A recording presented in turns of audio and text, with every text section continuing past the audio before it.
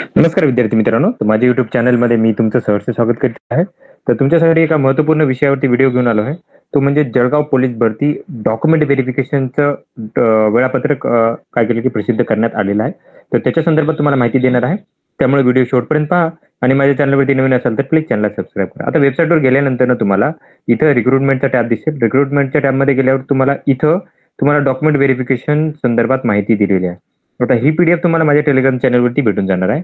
तर याच्यामध्ये जर बघितलं तुम्ही तर बघा 137 पदांकरिता ही प्रक्रिया झालेली आहे आणि त्याच्यामध्ये काय केलं की विद्यार्थ्यांची लेखी परीक्षा, शारीरिक चाचणी आणि एनसीसीचे गुण ज्या विद्यार्थ्यांना आहेत तर त्यांना हे करून काय केलं की यांनी एक तात्पुरती यादी प्रसिद्ध आणि तात्पुरती निवड यादी आणि प्रतीक्षा यादी काय केली होती की जाहीर केली होती. ती 10 तारखेला हे करण्यात आली होती. त्याच्यानंतर जर बघाल तर डॉक्युमेंट व्हेरिफिकेशनसाठी विद्यार्थ्यांना 15 जुलैला बोलवलेलं आहे. कुठे? मंगल हॉल पोलीस मुख्यालय जळगाव इथं तुम्हाला जायचं आहे. अंतिम तारखेपूर्वी तुम्हाला काय करायचं की पोहोचवायचं आहे. आता बघा की तुम्हाला एक ओरिजिनल सेट आणि त्याच्यानंतर एक झेरॉक्स घेऊन जायचा आणि 2 पासपोर्ट साईज फोटो घेऊन जायचा आहे. आता कोणकोणते डॉक्युमेंट लागणार आहे तुम्हाला? तर बघा सगळ्यात पहिलं तर 10वीचं सर्टिफिकेट लागणार आहे तुम्हाला. त्याच्यानंतर दुसरं आहे की 10वीचं पहिलं तर मार्कशीट लागेल. त्याच्यानंतर सर्टिफिकेट लागणार आहे. त्याच्यानंतर 12वीचं मार्कशीट, 12वीचं सर्टिफिकेट. त्याच्यानंतर शाळा सोडल्याचा दाखला किंवा जन्म दाखला याच्यावरती डेट ऑफ बर्थ तुमची हे असते. त्याच्यामुळे हे लागतो जन्म दाखला असेल तर. आता त्याच्यानंतर तुम्हाला अधिवास प्रमाणपत्र लागेल. आता शाळा सोडल्याचा दाखला म्हणजे असं नाही की तुम्ही ओरिजिनलच पाहिजे असेल. तुम्हाला झेरॉक्स जरी असेल ना तरी चालते. त्यांच्याकडे फक्त काय पाहिजे की जन्मतारीख असायला पाहिजे. आता हे जर नसेल तर तुम्हाला जे 10वीचं सर्टिफिकेट असते सनद त्याच्यावरती तुमची तारीख असते तर तुम्ही तेही दाखवू शकता. असं नाही की फक्त हे नसेल तर तुम्हाला घेणार नाही. काही नाही, तुम्हाला याचं सर्टिफिकेट बघता 10वीचं त्याच्यावर तारीख असते तेही चालते, काही प्रॉब्लेम नाही. डोमिसाईल सर्टिफिकेट लागेल.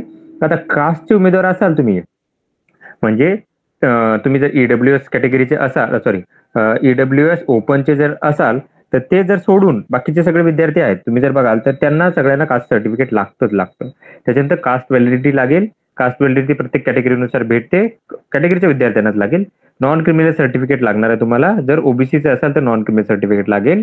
त्याच्यानंतर बघा तर एमएसआयटी सर्टिफिकेट लागेल. त्याच्यानंतर माजी सैनिकाचं डिस्चार्ज प्रमाणपत्र लागेल. होमगार्डसाठी असलेली प्रमाणपत्र लागतील. प्रकल्पग्रस्तासाठी प्रमाणपत्र लागणार. म्हणजे तुम्ही कोणत्या कॅटेगरीतून झालेले आहेत त्याच्यावर डिपेंड करतं. म्हणजे प्रकल्पग्रस्त असेल तर प्रकल्पग्रस्त सर्टिफिकेट, भूकंपग्रस्त असेल भूकंपग्रस्त सर्टिफिकेट, अनाथ असेल तर त्याचं प्रमाणपत्र, अंशकालीन पदवीधर असेल त्याचं प्रमाणपत्र, खेळाडू असेल तर त्याचं प्रमाणपत्र. त्याच्यानंतर तुम्हाला खेळाडू असेल तर तुम्हाला काय करायला की व्हेरीफाय करायला लागतं त्याचं प्रमाणपत्र लागणार आहे. ईडब्ल्यूएस असेल तर ईडब्ल्यूएस प्रमाणपत्र, एससी बीसी असेल तर तुम्हाला जात प्रमाणपत्र नॉन क्रिमिनल लागणार आहे.